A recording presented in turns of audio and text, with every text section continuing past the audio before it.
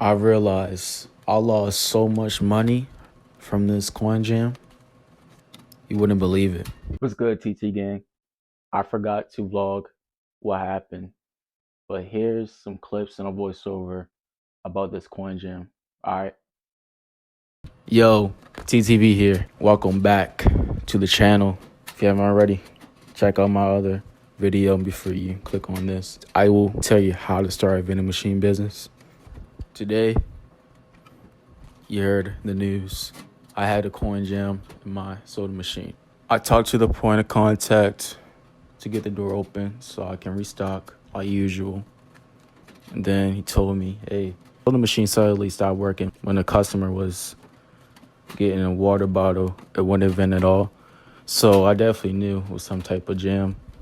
And I did replace some parts, the bill acceptor and a relay, that's what it's called. Placed a relay, right? I opened the door and I checked the motors, see if there was a jam between the motors. I turned off the motor connector so I won't, of course, catch my finger in the motor. And I didn't see anything. So I plugged it back in, test the motors out, and every single selection was working. So I was wondering, hey, this coin mechanism, let me check this. And I'm telling you, when I checked the coins, it was just a bunch of coins. There were at least like 20 coins stuck in there because this black cable was blocking the pathway of the coins going to the coin mech. So I took care of that. Coins flew everywhere. Not literally, but they flew everywhere. And I am definitely getting a new machine, but don't always get a new machine. See if you can fix it. But if the repair costs more than the actual machine, that's when you buy a new machine. Since this machine doesn't have a credit card reader, I will definitely be replacing this in the next few months. Next month, when I'm free, definitely. I did several tests again with the coins and the dollar bill acceptor, and the selections worked. This problem was easily fixable. I didn't have to call a technician to fix it. The technician showed me like how the machine works. So every time I had to take off the coin acceptor, wherever it's called, the coin mech, take it out, then like spam it, shake it, see if any coins jam in there. Then I put the black cable Behind the coin tray, not the coin tray, but behind the mech, so it won't be stuck in between the coins going inside the scepter. That should work. If it doesn't, I'll let y'all know in the next upcoming videos. So for now on, I'll be going to this location and every location for bi-weekly, every 2 weeks, check up on the machines, test everything out. This is why maintenance is the most important thing in this business. No matter how new the machine is, old the machine is, maintenance will make you the most money. Let me know in the comments if y'all in the vending machine business, what was y'all worst or best like maintenance problems y'all had? Not the best problem, like, ones that you can easily fix. You don't have to be there every day. First, I was there like every 2 days for my first location. Do not do that. Especially, it's not a high foot traffic location. If it's a high foot traffic, yeah, go there every day. Check on it, restock it. See everything is working correctly, right? I'm sharing this story, how coin jam can affect your sales, affect your reputation. And the point of contact, they told me it was a bunch of high school students that came in inside the classroom and they wanted some drinks and they couldn't have some. So it definitely cost me a lot of money. I lost some sales for sure. So far there are no customers screaming at me, hey, fix this.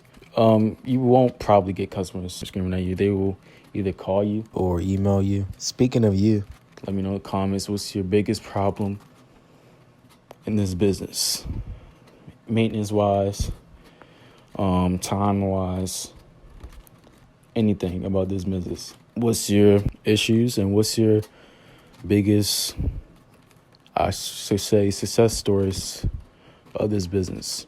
This was the only location I went to today. I don't have enough time to go to the other location. That'll be in the next video where I share my thoughts about time.